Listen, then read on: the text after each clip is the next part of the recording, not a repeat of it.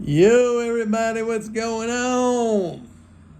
How'd you like my interview with Uncle Bobby? I think we're going to set up a new channel, just going to be me and him. But I'll keep this channel going. So, I'm going to give you the update on what's happening. A lot of you have been writing me comments and saying, Mike, you got everything right in the market. You got everything right. I'm so happy for you freeloaders who's just getting my information and you don't want to sign up for my report. It's not really fair, and that's another reason why so many times I think about canceling this channel. It's just like, I might offer like a special for the next 3 days at $125 a month. Go to my website. You could sign up $125 a month for the next 3 days. Okay? The website is in the description below. Anyway, I mean, it's so much information in there. And by the way, it's not just about making money in the market. It's about education, man. You want to be educated, you want to learn, you want to understand this stuff, then that's what it's all about. I mean, nobody's giving you the kind of information that and believe me, folks, I'm not just talking here. I've been on Wall Street over 40 years. I've been a member of 4 different exchanges. I know all these people. I talk to them. I hear what they're talking about. The Fed, this, the Fed. They don't even understand what monetary policy is. They don't understand what monetary operations are. They don't understand the impact of monetary operations. They have it all backwards. So, like, if you want to educate yourself, that's a cheap education. And I think you want to be in a situation where you can have conversations with people and, present not just a perspective, but a correct perspective about what's happening. And people say, oh, no, or really, you might educate some people. Anyway, here's what's going on. I told you that this is going way back. I mean, I told you this probably already in December. I said February 15th would be a peak market flow, and it was. And then I said the market would bounce back to between 41, the S&P between 40, I think I said 4,000 and 4,100 or something like that, or 41 and 42. It's exactly what happened. And now I've been saying, even back in December, I think I said in May 15th, we're going to have a peak in the fiscal flows again. That happened today. Today's May 15th. We're going to get it's no surprise that the market is up today because we got at least a 50 billion quarterly interest payment that went in today. At least 50 billion. I want to see the number tomorrow when it comes out on the Treasury statement, but at least 50 billion went into the economy today. But that's it. I mean, that's it. Next month, June 15th, we're looking at a tax strain. That's a quarterly tax strain. And the big thing, which is what I've been talking to you guys about, is the debt ceiling. Everybody's talking about the debt ceiling now. And this is a real thing.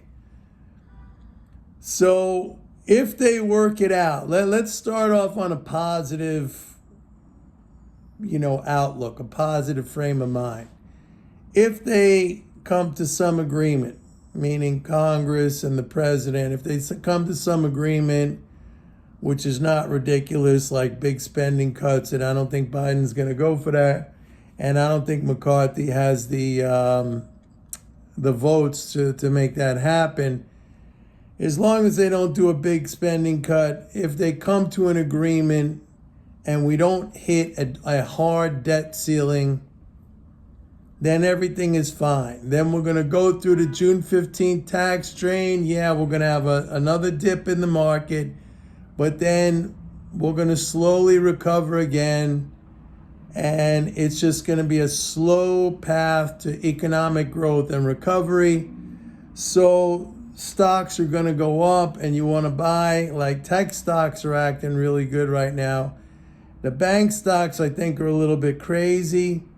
I still think the data, actually the most recent data, and I shouldn't even say this because it's in today's report, but the most recent data did have some concerning things in there, but that could be temporary. One of the things that was not concerning, I'll tell you this, was bank capital was at an all-time record high. But of course, that's not equally dispersed. You know, you're basically talking about Jamie Dimon and the other three big ones, Wells and Citi and Bank of America, but really Jamie Dimon, like that guy's something else. He really is. So bank capital is at a record high, and bank capital is the only real constraint on bank lending. We saw a big drop in bank loans. All right, it's a lot of these small banks that are getting hit because what we're seeing now is a concentration in capital and liquidity into the big banks. And it's almost like it's being engineered by Jamie Dimon. Like, this guy, like, if you want to put your money with somebody, that's the guy. Like, he just controls. He's got charisma. He's got Congress, wrapped around his little finger. And whatever he says, and even when his only challenger in Congress is Elizabeth Warren, and he just makes her look silly. So I mean, you don't need a money manager. Just put your money with J.P. Morgan. You're gonna make money. But you got to be patient because right now everybody's all freaked out about the banks. But I don't see anything really in the big macro picture about the banks. This was I have to say, this was the first week of data that was a little bit concerning, but it could happen. It could happen. We had a couple of weeks of some big positive increases in the metrics. So then, you can get a week or two where it pulls back. So that's the thing. I mean, if we go to a hard debt ceiling, because I said, let's start off with the positive. The positive is if they resolve the debt ceiling, and I've been saying this all along, I do think they will. As, hard-nosed and, tough they want to make themselves look, I think they understand what the outcome would be, and that's not politically positive for anybody. Or the real problem is that the electorate, the citizenry, like most people think, like if you ask them, like the government's spending too much money and blah blah blah, they think they're taking all our taxes. And I've explained, like, you can't even pay your taxes until the government fills up the economy with the dollars first. It's like going to somebody, it's like the swimming pool. I say, all right, go drain the swimming pool. Well, there's no water in it. You got to put water in the swimming pool first before you could drain it. Same concept. You got to put the dollars into the economy, and the dollars only come from one place. And it's not from the banks. The banks give credit, and the banks give credit, based on their capital. And, that requires the government involvement and reserves and everything. There's reserve requirements and everything. So, like, you got to fill up the pool before you could drain it. Now, most people, they don't understand this, and it's like, oh, we're sick of the government spending. In one way, I would almost like to see like a really hard debt ceiling so Americans can finally learn, what this is all about. And I still don't think they would learn. I think most people wouldn't learn. Most people's attitude would be like, you see, it's because they spent too much. That's why we're going through this. It's exactly the opposite. Exactly the opposite. If the economy is going to grow, you need to have a unit of account, a unit of transaction that allows it to grow. Otherwise, it's like the pizza example. I always give this pizza example. You know, you got 8 people sitting around a pizza pie. You got 8 slices. Everybody gets a slice. Now somebody else shows up. That's population. That's economic growth. Now you got 9 people, but you got 8 slices.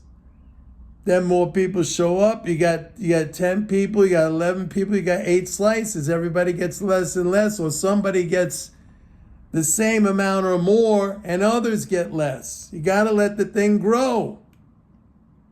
It has to grow to allow the economy to grow, and that's not inflationary, folks. As long as the real assets are there. The only thing that creates inflation, it's not the amount of pizza. It's like, do you have enough pizza? You know? It's like resources. It's like energy. You need labor, you need innovation, you need people to work, you need clean water, you need housing, these are the only things that could inhibit or that could create inflation when you limit those things. And if you limit those things because you believe there is lack of money, which is just a digital, ridiculous thing that you push a button, then of course you're going to have inflation because you're creating it for no reason whatsoever. By the way, I don't know if I mentioned this. I'm doing this on my iPhone because for some reason my SLR, something screwed up. It's not accepting my SD card, so I might have to get a new camera. So that's where we are. I mean, right now, we peaked out on the fiscal flow. Like I said, May 15th. June's going to be negative unless we get, and don't forget, June we got wait a second, we got a Fed meeting coming up, right? I forget. We got that to worry about. The funny thing is, right now, because of those interest income transfers, those income interest transfers just off of Treasury interest and discount on T-bills, that's that's adding $140 billion to the economy in fiscal boost compared to where we were last year. That would be like if Congress just right now, everyone's talking about what they gave Zelensky, $110 billion or whatever, $120 billion.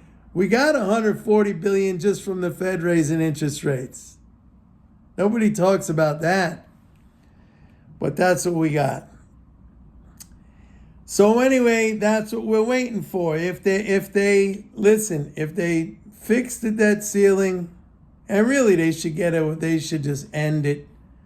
They're never going to end it because they're politicians, and most of them are idiots. Some of them understand, the usefulness of it in terms of political power or, manipulation, brinkmanship, this kind of thing.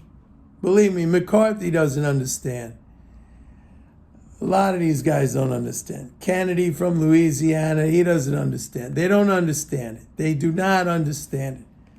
And I could vouch for that because I spoke, I've given many recounts of my story with, what's his face, who was the budget director for Ronald Reagan.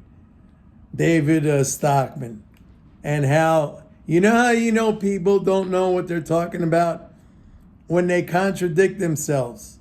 Like when they can have an opinion and then they'll come in and say something exactly contrary to that opinion, like totally without even recognizing that they're contradicting themselves. I told that story so many times. Maybe I'll tell it again one time. Anyway, that's it for today, folks. 3 days. You got 3 days. I'm going to change the report right now. 125. Sign up. It's ridiculous. Come on. You can't. Hey, Mike, I mean, you've been all right. You've been this and that. Payback time. Let's go.